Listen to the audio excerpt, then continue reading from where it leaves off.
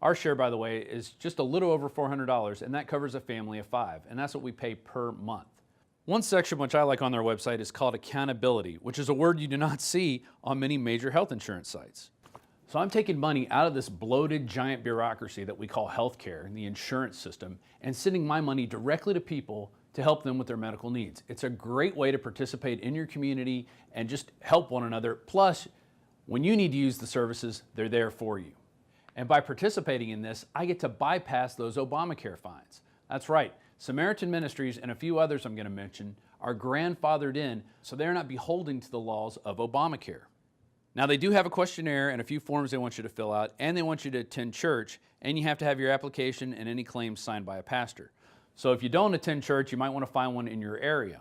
And also, you need to take a long look at SamaritanMinistries.org. It's got all the questions, everything you can answer that I couldn't possibly get to in this report.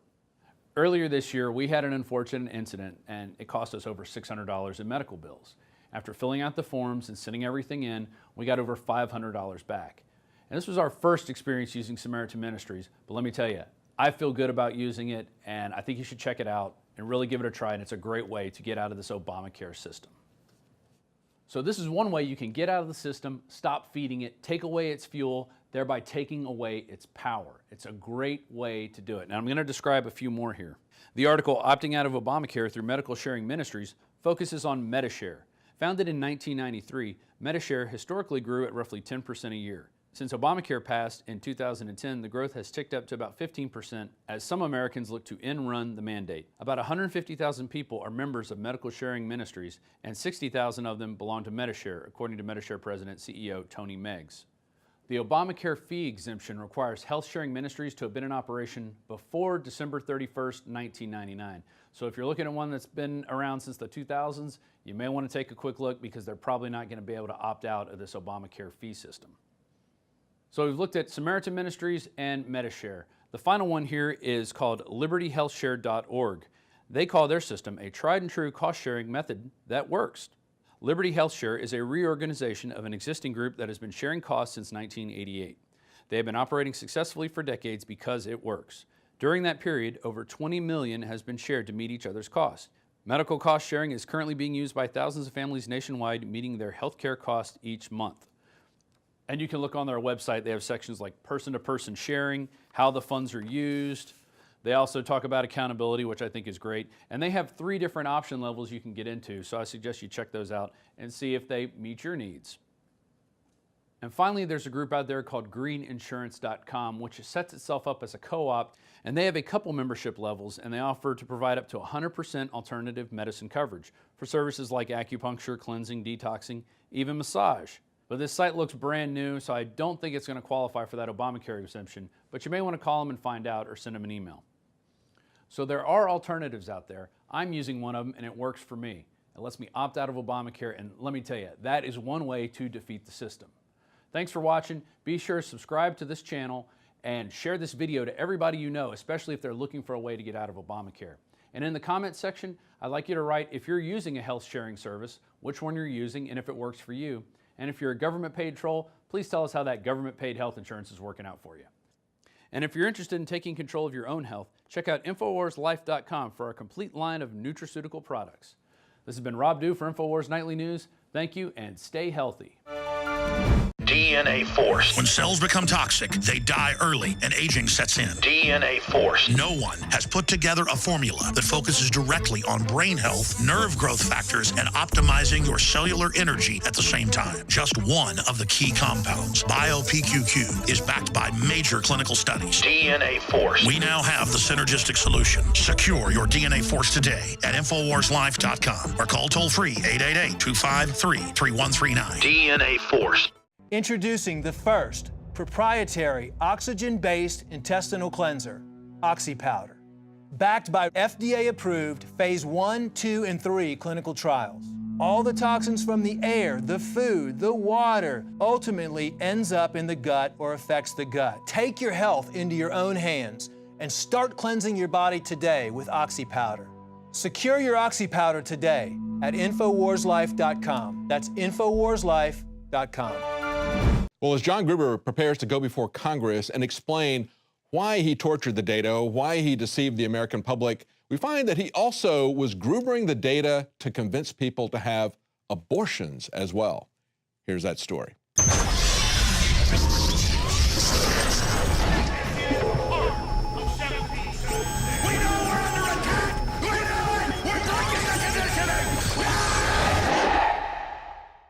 Obamacare architect Jonathan Gruber is not just satisfied with selling the too stupid American voters a health care law based on deception and non-transparency.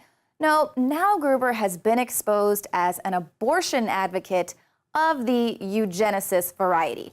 Now, during the Clinton years, Gruber co-authored a paper titled Abortion Legalization and Child Living Circumstances: Who is the Marginal Child? He argues that legal abortion had saved the U.S. taxpayer upwards of $14 billion in welfare benefits, and that it also lowered crime. He argues that abortion of marginal children is a social good. If these marginal children, or urban poor, had been born, they would have been more likely to live in a single-parent household, live in poverty, die in infancy, and be in a household collecting welfare.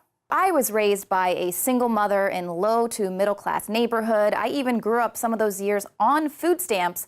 But according to Jonathan Gruber, I would have been better off if I had never even been born. And this is a lie that they sell to these young women, that they might as well just get rid of their children because they'll never be able to make it and they'll never rise up out of poverty. They won't amount to anything. They won't be able to afford it. So this is just a huge lie. And let's point out that this is the same exact man who's in charge of drafting our national health care law. So, no need to worry about death panels. And also, remember this. There are also those who claim that our reform efforts would ensure illegal immigrants. This, too, is false. The reforms I'm proposing would not apply to those who are here illegally. It's not true. And one more misunderstanding I want to clear up. Under our plan, no federal dollars will be used to fund abortions, and federal conscience laws will remain in place. It turns out that was a lie. According to a new report from the Government Accountability Office, Obamacare is filled with abortion subsidies and plans that indirectly fund the procedure, forcing taxpayers to subsidize abortion. And as we've reported before, most of these abortion clinics are set up in Black and Hispanic neighborhoods. In New York alone, there were more Black babies killed by abortion than were born in 2012. And in New York alone, nearly 78% of all abortions performed were of Black or Hispanic children. Now, former abortion clinic director Carol Everett exposed that the industry seeks to find a constant stream of new clientele by infiltrating public school systems. And she also revealed how they specifically seek to target the fastest growing minority groups. Well, I want you to think of this as a business. People don't think of it as a business, but they have to expand their market. And who is their market? It's the woman who's having an abortion. And so who is the longest term customer for an abortion clinic? It's a woman early in her teens who is going to continue using abortion as a method of birth control throughout her childbearing years. So they go into the schools with, our goal was 3 to 5 abortions between the ages of 13 and 18. But you cannot just go to these kids when they're 12 and say, I want you to start getting pregnant. So what we did was we worked to create our market by breaking down the natural modesty, separating the children from their parents and their values, and becoming a sexpert in their lives. My commission was $25. My goal was 40,000 abortions a year so I could be a millionaire. Wow. The last month I was there, we did 545. My income was $13,625. Were they specifically targeting minority groups here in the public schools to get them to become these repeat clients? We just have to look at where their facilities are located. Right. And until recently, there was not a single abortion clinic located in a white middle-class area. They were all located in Black areas.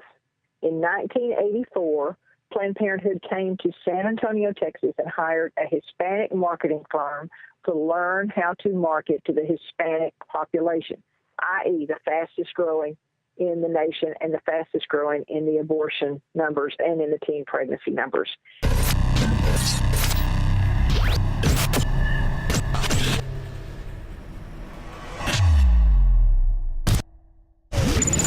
I began to get into iodine a few years ago because it was helping me and my family so much get healthy and detoxify. I believe our research is conclusive. This is the best iodine out there. And I know this for a fact. Nobody else has got iodine based on these pure crystals, ladies and gentlemen. For a limited time, experience the ancient power of Survival Shield X2. Take advantage of this unprecedented 30% off Super Detox Special at InfoWarsLife.com. The facts are in. The studies are legion. Sodium fluoride and other toxic members of the fluoride family are devastating the health and cognitive ability of the American people. So why are the social engineers adding it to the water? Simple. Dumb down the host population that the parasitic technocracy is feeding on. We may not have been able to get fluoride out of the water supply yet, but we can help to get it out of our bodies. I am extremely excited to announce the exclusive InfoWars Life Fluoride Shield formulation, fusing 6 of the best documented ingredients from around the world to help the body remove not just toxic fluoride residues from the body, but a whole host of toxic substances. Let's take a stand against the globalists by blocking their poisons with Fluoride Shield. I use Fluoride Shield every day. Secure your Fluoride Shield and other pioneering formulations at InfoWarsLife.com today. Let's start cleansing our bodies now and support the InfoWar at the same time. That's InfoWarsLife.com. Audit the Fed? How about starting by auditing your own mortgage? That's what our guest today, Greg Morse, did. Now, he's somebody, this is not his first rodeo. He got his start back in the S&L crisis of the 1980s. He was one of the first investigators to find out what was going on with the fraud that was committed at that time. It's a different time today. People can violate the law and not have to pay a penalty. But we have some actionable items for you. What he found when he looked at his own mortgage was 1,000 incidents of criminal and civil statutes that had been violated in just his mortgage. Now, this is a story that hits at the heart of the corruption with the mega bankers, of course, who are enslaving us, who are robbing us, who are sending us to war. This is a story that starts the break of the chain of title, that starts with a complete disillusion of our property records, our system of property records, the fraud inherent in that, the largest case of tax fraud, the largest case of security fraud, the largest bankruptcy case ever. All of these things are part of this story that we're going to cover. And of course, it leads from the beginning of your mortgage and the breaking of the chain of title up through the Federal Reserve to Swiss banks to black operations that are funded out of that money that is then hidden. So we're going to give you a plan of action. We're going to tell you what you can do to basically kick the globalist bankers in the nuts and to do something about throwing their employees on Capitol Hill in jail. Joining me on the phone tonight is Greg Morse. Now, Greg's a former F-4 Phantom driver for the U.S. Air Force, U.S. Navy, and a lieutenant commander for the U.S. Navy. He was self-employed for 30 years in real estate, all areas of aviation industry as well. And this is key. He was one of a very small group that uncovered the savings and loan crisis in 1985. Tell us a little bit about what you discovered back in 1985, because that has some bearing on how you got back involved with this particular instance. David, what we found was that back in those days, the S&L entities were prone to lying about their economics to the public on their reports with, at that time, the Federal Savings and Loan Insurance Corporation, similar to the FDIC for banks. And what they were doing is they had 2 sets of books, basically. They were telling the world that the picture for their institution economically was one thing, when in fact the reality on the second set of books was something totally different. Now, you got involved in this at the very beginning because of your personal issues. You're working with a bank to finance an aviation business that you're working on at the time, and you found out that your bank was insolvent, right? Yeah, they were claiming they were $1 billion plus in the black, and in fact, when we went over and got involved with Fislic over in Las Colinas, over in the mid-cities area of Dallas, they were over $400 million in the red. Wow. In the late 2000s, you had some people contact you and ask you if you would look into this. You weren't directly involved because you didn't have a loan that was in default, but they asked you to take a look at this, right? That's correct. I had a home mortgage, but at that point I was basically retired, David.